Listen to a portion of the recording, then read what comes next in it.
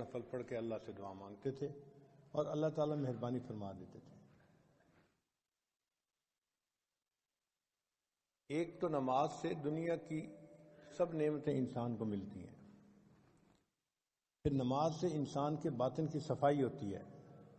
اللہ تعالیٰ فرماتے ہیں ان الصلاۃ تنہی عن الفحشاء والمنکر، کہ نماز انسان کو فحش کاموں سے اور برے کاموں سے روکتی ہے۔ اب ہم نماز بھی پڑھ رہے ہوتے ہیں، برے کام بھی کر رہے ہوتے ہیں۔ اس کی وجہ کیا کہ ہماری نماز صحیح معنوں میں نماز ہی نہیں ہوتی، ہم اٹھک بیٹھک کر رہے ہوتے ہیں، غفلت کی نمازیں پڑھ رہے ہوتے ہیں۔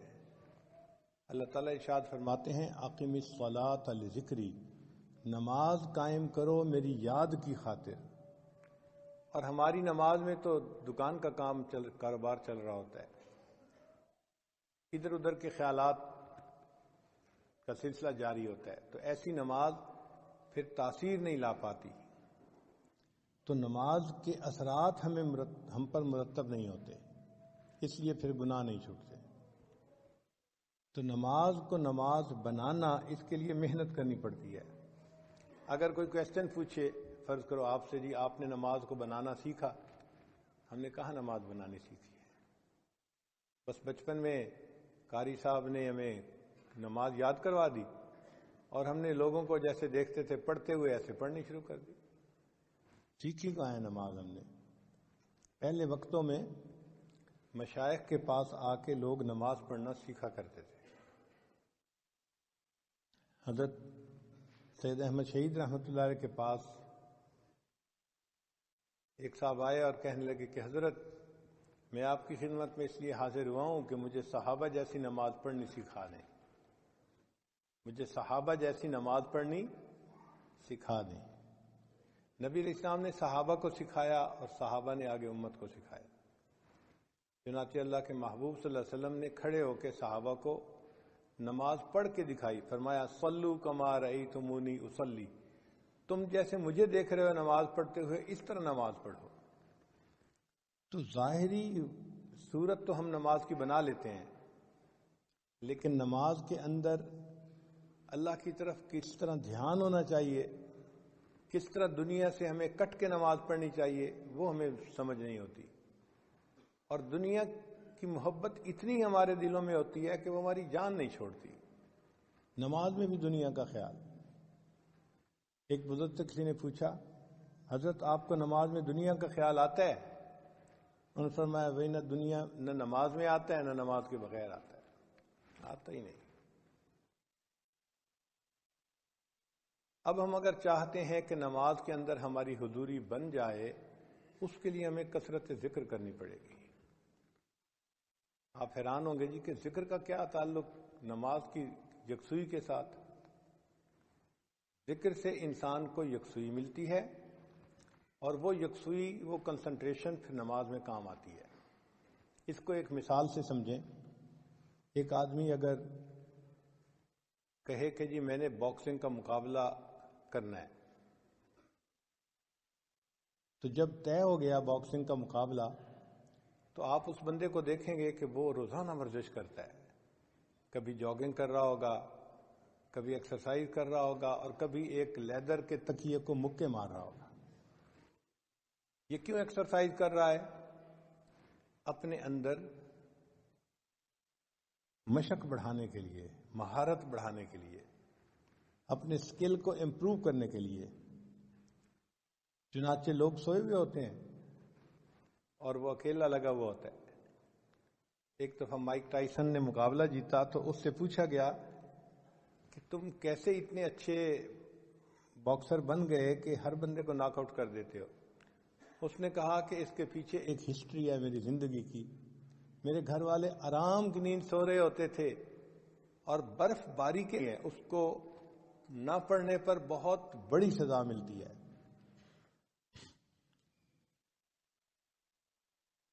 اس میں اختیار نہیں ہے بندے کا کہ جی کوئی پڑھے یا کوئی نہ پڑھے، نہیں، وہ ہر ایک کو پڑھنے ہیں، چاہے کوئی عام آدمی ہے، کوئی ولی ہے، کوئی صحابی ہے، سب کو پڑھنے ہیں۔ تو فرض کہتے ہیں لازم جو ہوتی ہیں چیزیں، البتہ اس کے بعد کچھ اور بھی نمازیں ہوتی ہیں جن کو ہم سنت کہتے ہیں، وہ نبی علیہ الصلوۃ والسلام نے پڑھی ہیں، اور نبی علیہ الصلوۃ والسلام سے محبت کا تقاضا یہ ہے کہ ہم بھی ان کو پڑھیں، ان کا اجر بھی بہت۔ چنانچہ جو سنت مؤکدہ ہیں 12، جیسے ظہر کی 4 سنتیں، فجر کی 2 سنتیں، اور مغرب کے بعد بھی 2 سنتیں ہیں، اور عشاء کے فرض کے بعد بھی سنتیں ہیں، ان سنتوں کو جو بندہ باقاعدگی سے پڑھتا ہے، حدیث پاک میں آتا ہے اللہ تعالیٰ قیامت کے دن اس کو جہنم سے امن عطا فرمائیں گے۔ پھر کچھ ایسی رکعتیں ہوتی ہیں جن کو ہم نفل کہتے ہیں، وہ بندے کا اللہ سے محبت کا اظہار ہوتا ہے، ان کو آپشنل کہتے ہیں۔ اگر کوئی پڑھ لے گا تو ثواب ملے گا، اگر نہیں پڑھے گا تو وہ فائدہ نہیں اٹھا پائے گا، بس کوئی سزا نہیں ہوتی اس کے اوپر۔ یہ نمازیں بھی بہت اہمیت کی حامل ہیں۔ آج کل کے دور میں طبیعتوں میں سستی اتنی آ گئی ہے کہ نوجوان بس فرض پڑھتے ہیں یا مشکل سے سنت نماز پڑھی اور پھر مسجد سے چلے جاتے ہیں۔ وقت بھی ہوتا ہے، کوئی ڈنڈا لے کے سر پہ نہیں کھڑا ہوتا کہ بھئی نکلو یہاں سے، وقت بھی ہوتا ہے، مگر طبیعت کے اندر نفل پڑھنے کا شوق نہیں ہوتا۔ یہ افسوس کی بات ہے۔ نفل کو بھی ہمیں پڑھنا چاہیے۔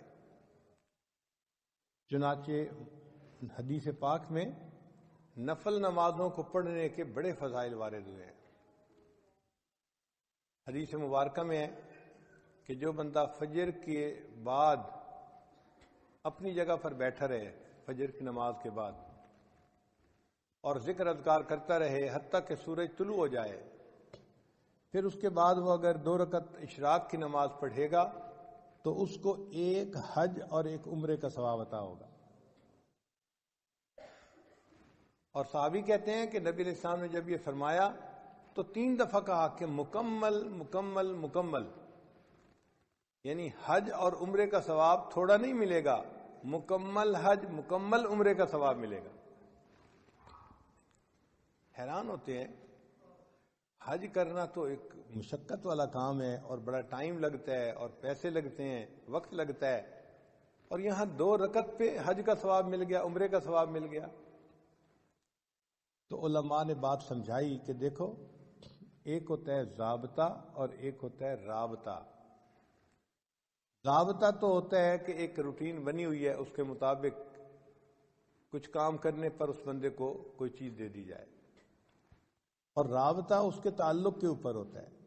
اب اس کی مثال یوں سمجھیں کہ آپ کے ہاں ایک مزدور کام کرتا تھا اور آپ اس کو روزانہ کے 500 روپے دیتے تھے مزدوری کے۔ ایک دن وہ غمزدہ سا بیٹھا ہوا ہے تو آپ اس سے پوچھتے ہیں کہ بھئی کیا ہوا؟ وہ کہتا ہے جی کہ میری بیٹی کی شادی ہے 1 ہفتے کے بعد، اور میرے پاس تو کچھ وسائل نہیں، تو میں بہت پریشان ہوں کہ میں بیٹی کی رخصتی کیسے کروں گا۔ اس کی بات سن کے آپ کے دل میں اس کے ساتھ ہمدردی پیدا ہوتی ہے۔ اب آپ اس کو 10,000 روپے دے دیتے ہیں، بھئی اپنی بیٹی کی شادی کے لیے میری طرف سے 10,000 روپے لیں۔ اب دیکھیں، ضابطہ یہ تھا کہ اس نے پورا دن مزدوری کرنی تھی اور 500 روپے کمانے تھے، اور جب مالک سے اس کا رابطہ ہوا تو 2 منٹ کی گفتگو کے بعد اس کو 10,000 روپیہ مل گیا۔ تو فرض نمازوں پہ انسان کو ضابطے کے مطابق اجر ملتا ہے، بہت زیادہ ہوتا ہے وہ بھی، لیکن جو فرضوں سے بھی آگے بڑھ کے کام کرتا ہے تو اللہ تعالیٰ کو اس پہ پیار آتا ہے، اور پھر بڑوں کی دین ہمیشہ بڑی ہوتی ہے۔ اللہ تعالیٰ اس بندے کو اپنے خزانوں سے دیتے ہیں اور بڑا انعام عطا فرماتے ہیں۔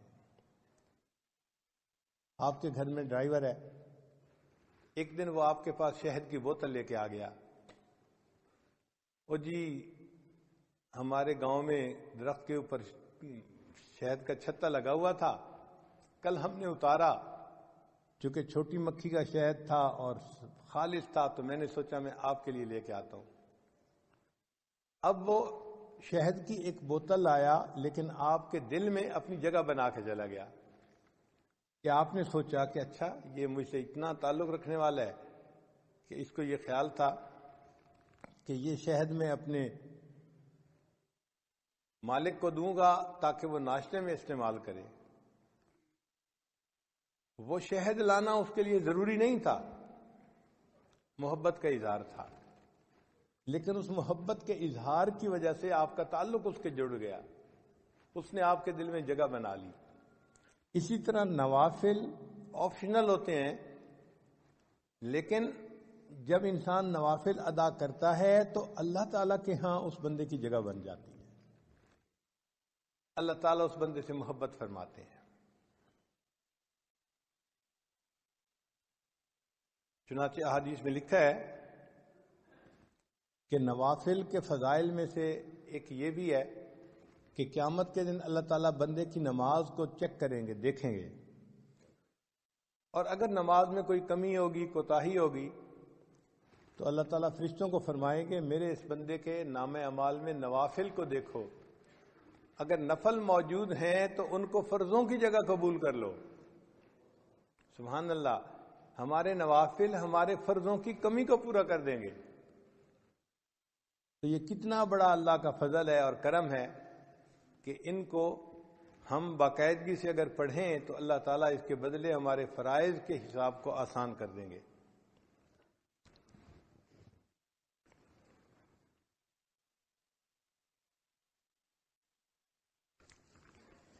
پھر یہ جو نوافل ہے نا، یہ فرائض کا حصار ہے کہ جو بندہ نوافل وقت پہ ادا کرتا ہے وہ فرائض کو اپنے وقت پہ زیادہ بہتر طریقے سے ادا کر سکے گا.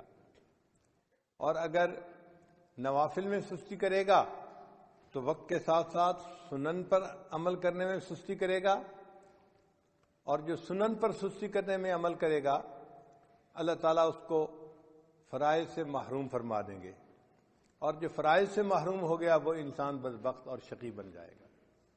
تو نوافل حصار ہیں انسان کے فرائض کا. اور ہم دیکھتے بھی ہیں بعض نوجوان بچے باہر ملکوں میں، عرب ملکوں میں خاص طور پر، ان کو صرف نماز کے فرائض پڑھنے کی عادت ہوتی ہے. چنانچہ آپ جماعت کے ساتھ نماز پڑھیں جدہ یا کسی اور جگہ پر، تو شروع میں آپ دیکھیں گے کہ 10 بندے ہوں گے امام کے ساتھ تکبیر اولیٰ سے نماز پڑھنے والے، لیکن پھر نوجوان آنے شروع ہو جائیں گے اور 4 رکعت مکمل ہونے تک پوری مسجد نوجوانوں سے بھر جائے گی. اتنے نوجوان نماز کے لیے آئے کہ پوری مسجد ہی بھر گئی، لیکن جیسے ہی سلام پھیرا وہ نوجوان اسی وقت اٹھ کے واپس جانا شروع کر دیں گے، اور 1 منٹ کے اندر پھر وہی 10-15 بندے جو نماز پڑھ رہے تھے پہلے وہی رہ جائیں گے، باقی سب مسجد سے چلے جائیں گے.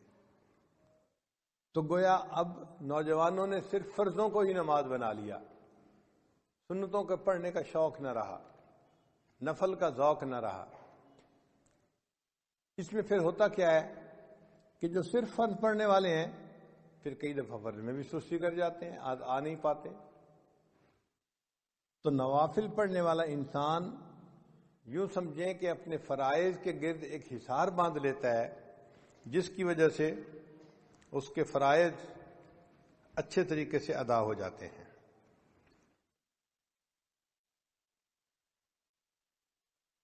حدیث مبارکہ میں عمار ابن یاسر رضی اللہ تعالیٰ عنہ فرماتے ہیں کہ نبی علیہ السلام نے ارشاد فرمایا کہ جو بندہ نفل پڑھے گا اللہ تعالیٰ اس کے سب گناہوں کو معاف فرما دیں گے، اگرچہ وہ سمندر کی جھاگ کے برابر کیوں نہ ہو. تو نوافل کے ادا کرنے پر سمندر کی جھاگ کے برابر بھی گناہ ہوں گے، اللہ ان گناہوں کو معاف فرما دیں گے. تو سعادت ہے جس بندے کو نفل پڑھنے کی توفیق نصیب ہو جائے.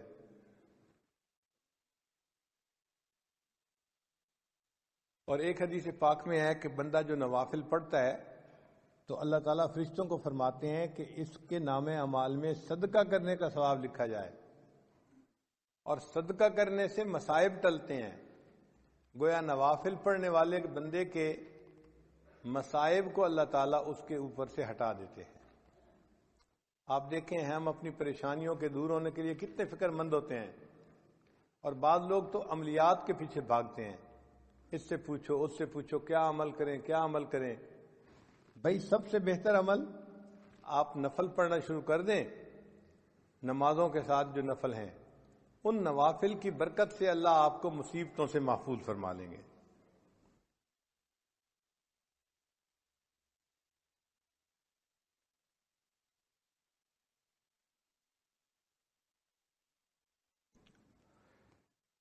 حضرت جابر رضی اللہ عنہ روایت کرتے ہیں کہ نبی علیہ السلام نے ارشاد فرمایا کہ جو لوگ دنیا میں نوافل ادا کرنے والے ہوں گے ان نوافل کے بدلے قیامت کے دن ان بندوں کو نور عطا کیا جائے گا.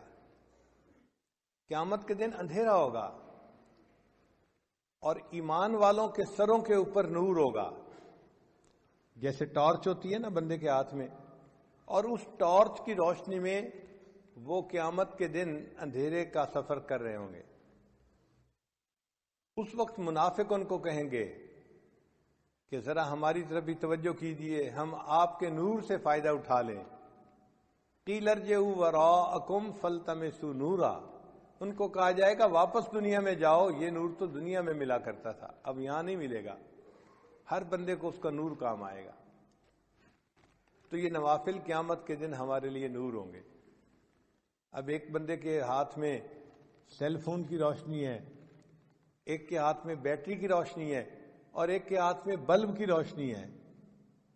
تو بلب والا زیادہ خوش ہوگا کہ میری روشنی میرے لیے بہت کافی بھی ہے اور دوسروں کو بھی فائدہ پہنچا رہی ہے. تو جن لوگوں کے ایمان کا نور قیامت کے دن زیادہ ہوگا وہ قیامت کے دن خوش لوگ ہوں گے, خوشی کا اظہار کرنے والے لوگ ہوں گے.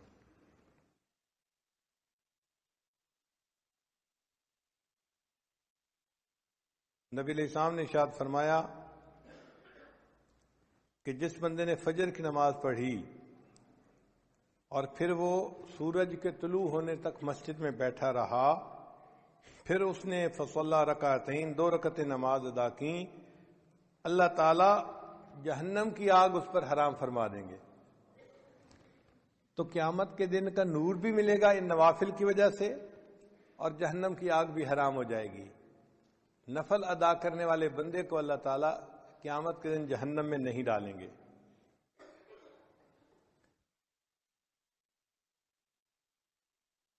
ربیہ بنت کعب رضی اللہ تعالیٰ عنہ فرماتے ہیں کہ میں نبی علیہ السلام کے ساتھ تھا تو اللہ کے حبیب صلی اللہ علیہ وسلم نے فرمایا کہ جو بندہ نفل ادا کرنے والا ہوگا اللہ تعالیٰ اس کو قیامت کے دن میری رفاقت عطا فرمائیں گے.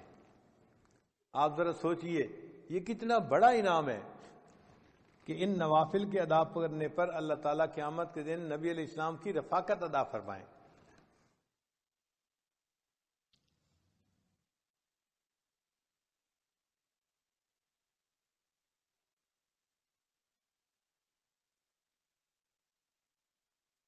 ایک بچہ اگر کسی مجمع میں اپنے باپ سے بچھڑ جائے تو کتنا پریشان ہوتا ہے. تو دنیا کے اندر بچہ باپ سے بچھڑ کے اتنا پریشان نہیں ہوگا جتنا ایک امتی قیامت کے دن نبی علیہ السلام سے بچھڑ کے پریشان ہوگا. اور اس دن اگر نبی علیہ السلام کی رفاقت نصیب ہو جائے تو یہ بہت بڑی سعادت کی بات ہے.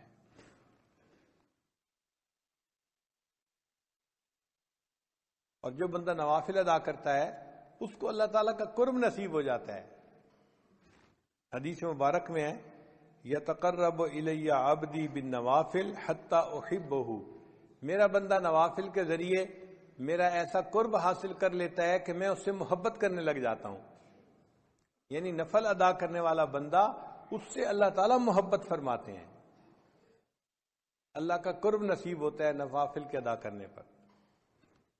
پھر اللہ فرماتے ہیں میں اس کی آنکھ بن جاتا ہوں جس سے وہ دیکھتا ہے, ہاتھ بن جاتا ہوں جس سے وہ پکڑتا ہے, میں زبان بن جاتا ہوں جس سے وہ بولتا ہے. سبحان اللہ. یہ حدیث مبارکہ تو بڑے عجیب مضمون کی حامل ہے کہ اللہ تعالیٰ فرماتے ہیں میں اس کے ہاتھ بن جاتا ہوں جس سے وہ پکڑتا ہے, آنکھ بن جاتا ہوں جس سے وہ دیکھتا ہے. محدثین نے اس کے معنی یہ لکھے ہیں کہ یہ جو جسم کے اعضاء ہیں یہ انسان کے معاون ہوتے ہیں. دیکھیں ہم جو کام بھی کرنا چاہتے ہیں تو ہاتھ, پاؤں, آنکھ یہ سب ہمارے معاون ہیں, ان کے ذریعے سے ہی ہم وہ کام کرتے ہیں. تو جب اللہ تعالیٰ نے فرمایا کہ میں اس کی آنکھ بن جاتا ہوں، ہاتھ بن جاتا ہوں، اس کا ایک معنی تو یہ ہے کہ اللہ تعالیٰ اس کے کاموں میں اس کے معاون بن جاتے ہیں، اور دوسرا معنی یہ ہے کہ انسان کے اعضاء اس کے محافظ بھی ہوتے ہیں۔ اگر کوئی آدمی آپ کی طرف پتھر پھینکتا ہے فرض کرو، تو آپ اپنے ہاتھوں سے اس کو کیچ کر لیتے ہیں، لگنے نہیں دیتے، روک لیتے ہیں۔ آپ کو کسی جگہ خطرہ ہو تو آپ بھاگتے ہیں وہاں سے بچنے کے لیے۔ تو اعضاء بندے کے محافظ بھی ہوتے ہیں۔ تو جب اللہ تعالیٰ بندے کے اعضاء کا ذکر فرما رہے ہیں تو محدثین نے کہا اس کا معنی یہ کہ اللہ تعالیٰ بندے کے محافظ بن جاتے ہیں اور اس بندے کی ہر برائی سے حفاظت فرماتے ہیں۔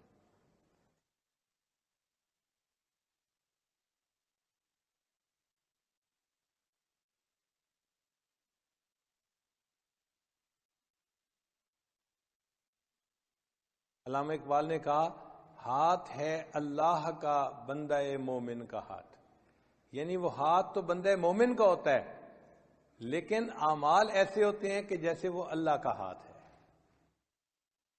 اللہ تعالیٰ قرآن مجید میں فرماتے ہیں، اے میرے حبیب صلی اللہ علیہ وسلم، جب آپ نے مٹی پھینکی تھی کافروں کی طرف، وما رمیتا اذ رمیتا ولکن اللہ رما، جب آپ نے وہ ریت پھینکی تھی ان کافروں کی طرف جو ان کی آنکھوں میں جا کے پڑی تھی، وہ آپ نے نہیں پھینکی تھی، وہ تو اللہ تعالیٰ پھینک رہے تھے۔ تو قرب کا ایک ایسا مقام مل جاتا ہے کہ بندے کا عمل ہوتا ہے لیکن اللہ اس عمل کو اپنی طرف منسوب فرما دیتے ہیں۔ اس لیے شاعر نے کہا گفتئے او گفتئے اللہ بود، گرچہ از حلقو میں عبد اللہ بود، اگرچہ وہ بندے کے حلق سے بات نکلتی ہے لیکن اس بندے کی بات ایسے ہوتی ہے جیسے اللہ کی بات ہوتی ہے۔ اللہ ان کی زبان کا نکلی ہوئی بات کو پورا فرما دیتے ہیں۔ اور یہ تو ہم نے بھی اپنی زندگی میں مشاہدہ کیا بعض بزرگوں کی صحبت میں رہ کر کہ ان کے منہ سے بات نکل جاتی تھی، اللہ پوری کر دیتے تھے۔ تو انسان کو قرب الہی کا ایسا مقام مل جاتا ہے ان نوافل کے ادا کرنے پر۔ اور ایک حدیث پاک میں ہے، حضرت عقبہ بن عامر اللہ عنہ اس کی روایت کرتے ہیں کہ جو بندہ دن کے شروع میں چند نوافل ادا کر لیتا ہے، اللہ تعالیٰ پورے دن کے کاموں میں اس کی کفالت فرماتے ہیں۔ یہ دیکھیں کتنی بڑی بات ہے کہ پورے دن کے کاموں میں اللہ اس بندے کی کفالت فرماتے ہیں جو دن کے شروع میں نماز پڑھ لیتا ہے، نوافل پڑھ لیتا ہے۔ اللہ اس کے کفیل بن جاتے ہیں۔ اللہ جب کفیل بن جائیں تو پھر کاموں میں مشکل نہیں رہتی۔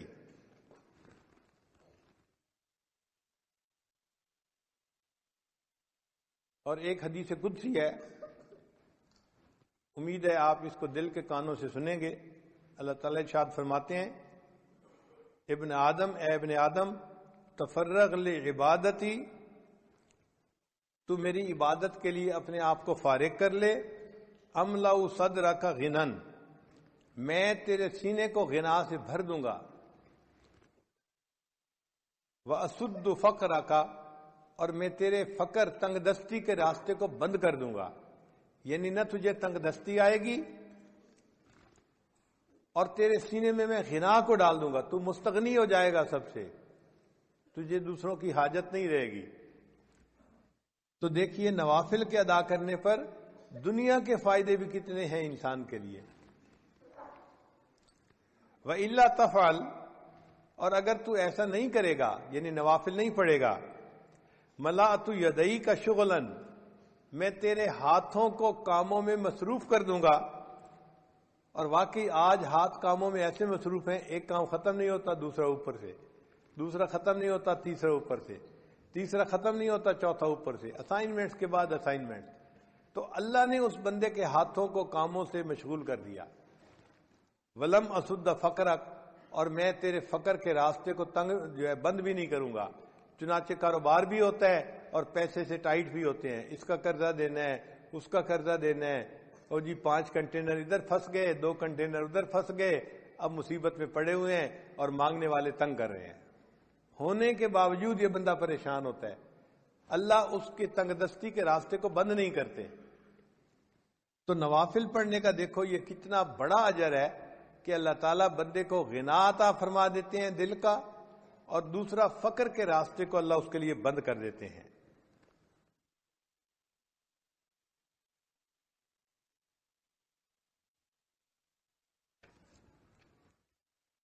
ان نوافل میں جو سب سے اہم نوافل ہیں وہ ہیں جو فقہا نے فرض نمازوں میں نوافل کہے ہیں نا، جیسے ظہر کی نماز پڑھی تو آپ نے 4 رکعت سنت پہلے پڑھی، پھر 4 رکعت فرض پڑھے، پھر 2 رکعت سنت پڑھی، پھر اس کے بعد 2 رکعت نفل بھی ہیں۔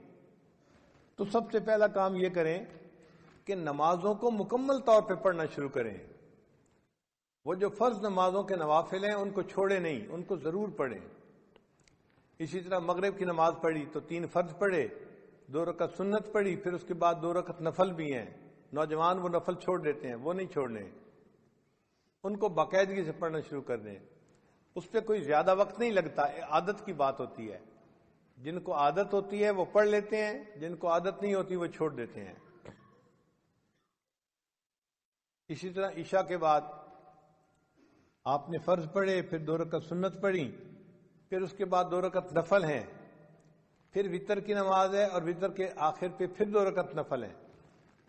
تو یہ جو وتر سے پہلے اور بعد میں نوافل ہیں ان کو ضرور پڑھیں۔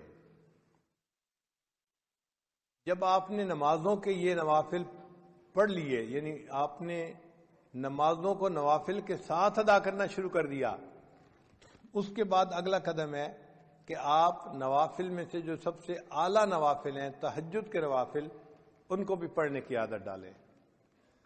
تہجد کی نماز پڑھنی کوئی مشکل کام نہیں ہے، انسان کے روٹین کا مسئلہ ہے۔ عبادت کرتے ہیں جن کے پہلو بستروں سے جدا رہتے ہیں رات کے وقت اللہ کی یاد میں، تو ان اللہ کے عاشقوں میں نے بھی اپنا نام ضرور لکھوانا ہے۔ جب آپ اس انداز سے سوچیں گے نا تو پھر تہجد پڑھنی آپ کے لیے مشکل نہیں ہوگی۔ الارم لگا کے رکھیں گے، آنکھ کھل جائے گی، اور کئی مرتبہ تو بغیر الارم کے بھی آنکھ کھل جائے گی۔ تو ایک دل میں حسرت ہو کہ اے اللہ، ہر رات آپ کے جو عاشقوں کی فہرست بنتی ہے، کاش کہ میں ہر رات ان میں اپنا نام ضرور درج کروا دوں۔ پھر آدھا گھنٹہ پہلے اٹھ کے تہجد پڑھنی کوئی مشکل کام نظر نہیں آتا۔ اور اس میں اپنے اپنی سوچ کی بات ہے، آپ یہ نہ سوچیں میں تہجد نہیں پڑھتا، معاملہ کچھ اور ہے، مجھے تہجد کی توفیق نہیں دی جاتی، اللہ تعالیٰ نہیں پڑھنے دیتے۔ حدیث پاک سے ثابت ہے، نبی السلام نے ارشاد فرمایا جب رات کا وقت ہوتا ہے اللہ تعالیٰ فرشتوں کو بلاتے ہیں اور فرماتے ہیں کہ دیکھو یہ میرے مقبول بندوں کے اٹھنے کا وقت ہے، میرے محبوب بندوں کے اٹھنے کا وقت ہے، اور اس وقت میں فلاں فلاں فلاں وہ میرے مبغوض بندے ہیں، میں انہیں پسند نہیں کرتا، تم جاؤ اور ان کے سروں پر پہرا دو اور ان کو تھپکی دے کے سلا دو، میں نہیں چاہتا کہ وہ اٹھیں اور وہ مجھ سے مانگیں۔ تو حدیث پاک میں آتا ہے کہ فرشتے تھپکی دے کے سلا دیتے ہیں، بندہ گہری نیند سویا ہوتا ہے، تہجد میں اس کی آنکھ ہی نہیں کھلتی۔ تو یہ نہیں کہ ہم تہجد نہیں پڑھتے، معاملہ کچھ اور ہے، پڑھنے کی اللہ توفیق ہی نہیں دیتے، اس لیے کہ اللہ تعالیٰ اس وقت میں ہمارا چہرہ دیکھنا ہی پسند نہیں کرتے، شکل ہی نہیں پسند کرتے۔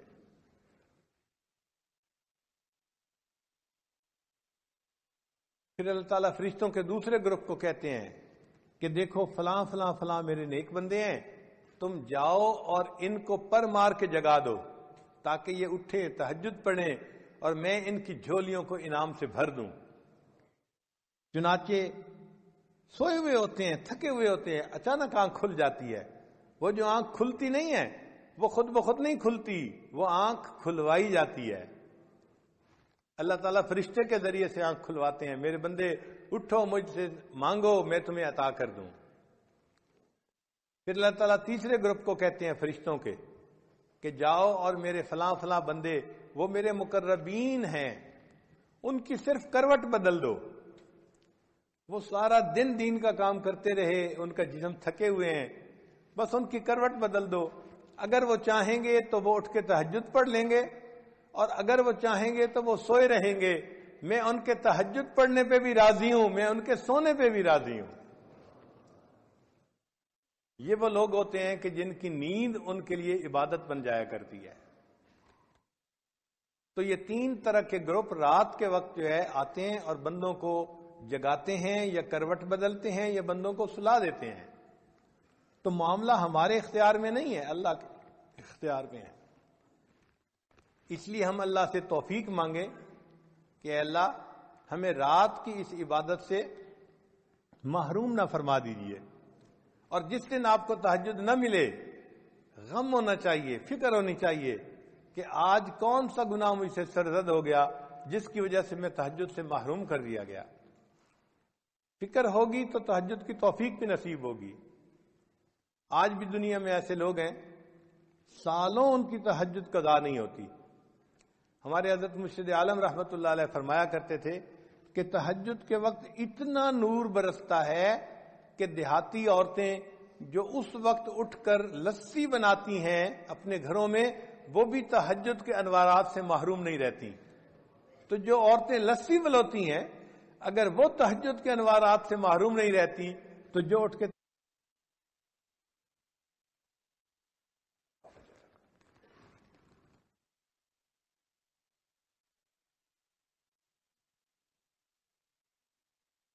آپ یوں سمجھیں کہ جن لوگوں کے نفسانی شیطانی تعلقات ہوتے ہیں، ان کو اگر اپنے دوست سے ملنے کا وقت مل جائے تو کتنے خوش پھر رہے ہوتے ہیں، ان کو اس وقت کا انتظار ہوتا ہے۔ اگر یہ دنیا کے اس قسم کے تعلقات میں ان کی یہ حالت ہے، تو جن کو اللہ سے محبت ہے پھر ان کو بھی دن میں 5 مرتبہ اپنے محبوب سے ملاقات کا انتظار ہوتا ہے۔ وہ فجر پڑھتے ہیں، ظہر کا انتظار شروع، ظہر پڑھتے ہیں تو پھر عصر کا انتظار شروع، عصر پڑھتے ہیں تو مغرب کا، مغرب پڑھتے ہیں تو عشاء کا۔ وہ سارا دن نماز کے انتظار میں ہی رہتے ہیں، اور نماز پڑھنے سے ان کو دلی سکون نصیب ہوتا ہے۔ چنانچہ ایک بزرگ تھے شیخ عبد الواحد رحمۃ اللہ علیہ، ان کے سامنے کسی نے تذکرہ کیا کہ جنت میں نماز نہیں ہوگی، تو وہ آنسوؤں سے رونے لگ گئے۔ کسی نے کہا کہ حضرت آپ رو کیوں رہے ہیں؟ فرمانے لگے اگر جنت میں نماز نہیں ہوگی تو پھر جنت میں پھر ہمیں مزہ ہی کیا آئے گا؟ اگر نماز نہیں ہوگی تو جنت میں ہمیں مزہ ہی پھر کیا آئے گا؟ سوچیں ان کو کتنا نماز میں مزہ ملتا ہوگا کہ جنت میں نماز پڑھنے کی جو انتظار میں لگے ہوئے ہیں۔ ثابت بنانی رحمت اللہ علیہ ایک بزرگ تھے، وہ ہمیشہ دعا مانگتے تھے، اے اللہ اگر کسی بندے کو قبر میں نماز پڑھنے کی اجازت ہو سکتی ہے، اے اللہ مجھے قبر میں نماز پڑھنے کی بھی توفیق عطا فرما دینا۔ وہ یہ ہمیشہ دعا مانگتے تھے۔ ایک صاحب کہتے ہیں کہ میں ثابت بنانی کے تدفین میں شامل تھا، جب دفن کر کے ہٹے تو کہنے لگے کہ میں آخری بندہ تھا جو قبر کے پاس کھڑا تھا، ایک اینٹ اپنی جگہ سے ہٹ گئی تو میں نے سوچا کہ میں اس اینٹ کو ذرا ٹھیک کر دیتا ہوں۔ وہ کہتے ہیں کہ ٹھیک کرنے کے لیے جو میں نے اینٹ کو اٹھایا، میں نے اپنی آنکھوں سے دیکھا کہ ثابت بنانی اپنی قبر میں نماز کی نیت کر کے کھڑے ہوئے تھے۔ تو دیکھیے لوگ تو قبر میں نماز پڑھنے کی دعائیں مانگتے ہیں، اور ہم سے دنیا کی 5 نمازیں نہیں پڑھی جاتی، اور اگر پڑھتے بھی ہیں تو پھر نوافل چھوڑ دیتے ہیں۔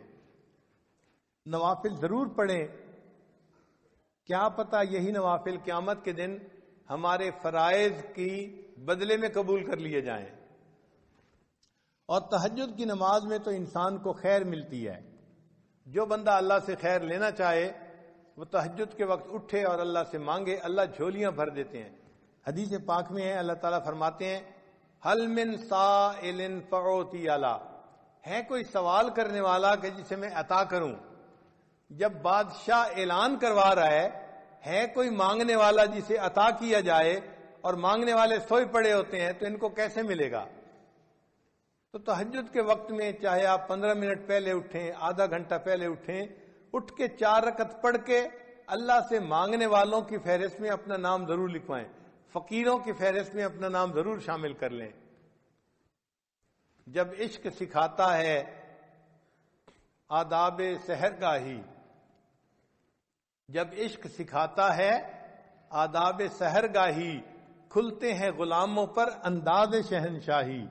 عطار ہو رومی ہو رازی ہو غزالی ہو، کچھ ہاتھ نہیں آتا بے آہ سحر گاہی. کوئی بھی ہو جب تک تہجد کا پابند نہیں بنے گا اس کو اللہ تعالیٰ کے وہ معارف نصیب نہیں ہوں گے. تو اگر وہ معارف حاصل کرنا چاہتے ہیں تو ہمیں اپنی تہجد کی نماز کو پکا کرنا پڑے گا. مرد بھی نماز کو پابندی سے پڑھیں، عورتیں بھی نماز کو پابندی سے پڑھیں. یہ سب سے افضل نماز ہے سالکین کے لیے، تہجد کی نماز. پھر اس کے بعد اشراق کی نماز ہے. اشراق کی نماز یہ ہے کہ انسان فجر کی نماز پڑھے، پھر اپنی جگہ پر بیٹھے ہوئے تلاوت کرے، تسبیحات پڑھے، اور جب سورج ایک نیزہ اوپر آ جائے تو اس وقت 2 رکعت 4 رکعت نوافل پڑھ لے. وہ اشراق کی نماز کہلاتی ہے. اور حدیث پاک میں ہے کہ اس نماز کو پڑھنے پر اللہ بندے کو ایک حج اور ایک عمرے کا ثواب عطا فرماتے ہیں. ہم تو ثواب کی خاطر پڑھتے ہیں نا، لیکن جو اللہ والے ہوتے ہیں نا وہ ثواب کی خاطر پڑھتے ہیں، مزے کی خاطر پڑھتے ہیں. ان کو ثوابوں کی طلب کم ہوتی ہے، اپنے محبوب سے محبت کا تعلق نبھانے کا ان کو شوق زیادہ ہوتا ہے. حضرت خواجہ مجذوب رحمۃ اللہ فرماتے ہیں بندگی سے ہمیں تو مطلب ہے، بندگی سے ہمیں تو مطلب ہے، ہم ثواب و عذاب کیا جانے. بندگی سے ہمیں تو مطلب ہے، ہم ثواب و عذاب کیا جانے. کس میں کتنا ثواب ملتا ہے، عشق والے حساب کیا ہے. عشق والوں کو ان حسابوں کا کیا پتا، وہ تو اللہ کی محبت میں نوافل پڑھ رہے ہوتے ہیں.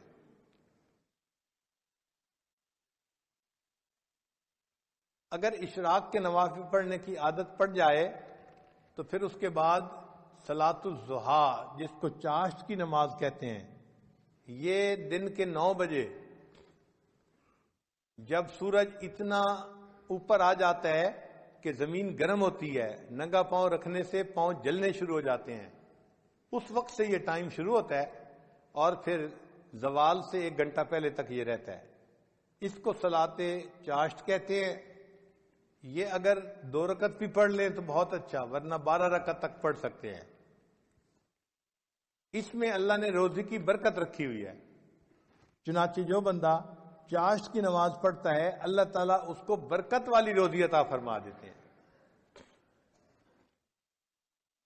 اب بہت سارے لوگ اپنے دفتروں کی وجہ سے یہ لمبی نماز تو نہیں پڑھ سکتے، مگر کم از کم 2 رکعت تو پڑھنی چاہیے، انٹری تو ہو جانی چاہیے. بلکہ فقہا نے تو یہاں تک لکھا ہے کہ اگر یہ بندہ دفتر میں اتنا مصروف ہو جاتا ہے کہ وہاں اس کے لیے نفل پڑھنا ممکن نہیں ہوتا تو اشراق کے وقت میں 2 رکعت نفل اشراق کی نیت سے پڑھ لے اور 2 رکعت نفل چاشت کی نیت سے پڑھ لے، اللہ اس کو بھی قبول فرما لیں گے. تو اشراق اور چاشت تو اس طرح ہو گئی. پھر اس کے بعد تیسری نماز ہے جس کو صلاۃ اوابین کہتے ہیں. وہ مغرب کے بعد 6 رکعت پڑھنی ہوتی ہیں نفل، مغرب اور عشاء کے درمیان میں. کوئی مشکل نہیں، اگر انسان ہمت کر لے تو پڑھ سکتا ہے. 6 رکعت نفل پڑھنے پہ 5 منٹ لگتے ہیں یا 6 منٹ لگتے ہیں، لیکن اجر پتہ ہے کتنا؟ حدیث پاک میں ہے کہ جو بندہ اوابین کے 6 رکعت نفل پڑھتا ہے اللہ اس کو 12 سال کی عبادت کا ثواب عطا فرما دیتے ہیں. 6 رکعت پڑھنے پر 12 سال کی عبادت کا ثواب ملا تو سوچئے یہ کتنا بڑا انعام ہے.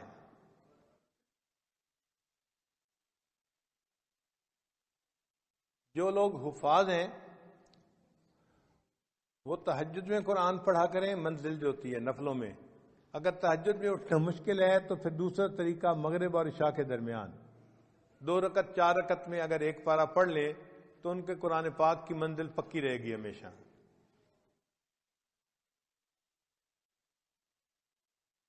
اور رات کی نماز کو تہجد کی نماز کہتے ہیں، تو گویا 5 فرض نمازیں ہوئیں اور 4 نفل نمازیں ہوئیں، اشراق، چاشت، اوابین، تہجد۔ تو جیسے عام لوگ 5 فرض نمازوں کا اہتمام کرتے ہیں، جو سالکین ہوتے ہیں ان کو 9 نمازوں کا ایسے اہتمام کرنا چاہیے۔ ان کے لیے یہ 4 نمازیں بھی محبت کی بنا پہ فرض کی مانند ہوتی ہیں نفل نمازیں، لیکن محبت کے میدان میں وہ اس طرح اس کو ادا کرتے ہیں جیسے فرض ہوتا ہے۔ پھر اس کے بعد بھی کچھ نمازیں ہیں۔ انسان جب وضو کرتا ہے تو تحیت الوضو 2 رکعت نفل پڑھنے وہ بھی مسنون ہے۔ مسجد میں داخل ہوتا ہے تو 2 رکعت تحیت المسجد پڑھنا یہ بھی مسنون ہے۔ تو ان نمازوں کو بھی پڑھنا چاہیے، جب موقع ملے تحیت الوضو پڑھیے، تحیت المسجد پڑھ لیجئے۔ پھر اگر انسان سے کوئی غلطی ہو گئی تو صلاۃ التوبہ 2 رکعت توبہ کے پڑھنا یہ بھی حدیث سے ثابت ہے۔ پھر اگر اللہ نے کوئی نعمت عطا فرما دی تو 2 رکعت شکرانے کے ادا کرنا یہ بھی حدیث پاک سے ثابت ہے۔ ان نمازوں کو جتنا آپ پڑھ سکتے ہیں اتنا پڑھیں، ان کا اجر ملے گا، اس کے بدلے فرض قبول ہو جائیں گے، اور قیامت کے دن اللہ تعالیٰ بندے کو نبی علیہ السلام کی رفاقت عطا فرمائیں گے اور اونچا مرتبہ عطا فرمائیں گے۔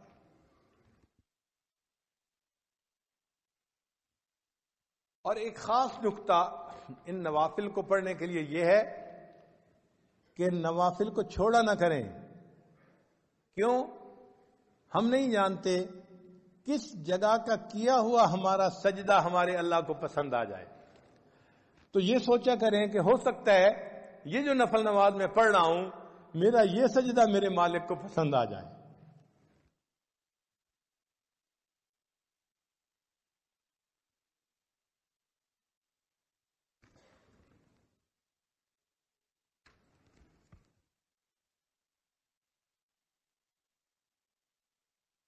علامہ اقبال نے کہا، واقف ہو اگر لذت بیداری شب سے، واقف ہو اگر لذت بیداری شب سے، اونچی ہے ثریا سے بھی یہ خاک پر اسرار۔ یعنی یہ خاک کی مٹھی انسان جو ہے یہ ثریا سے بھی اونچا چلا جاتا ہے۔ اللہ تعالی ہمیں بھی بیداری شب کی لذت عطا فرمائے۔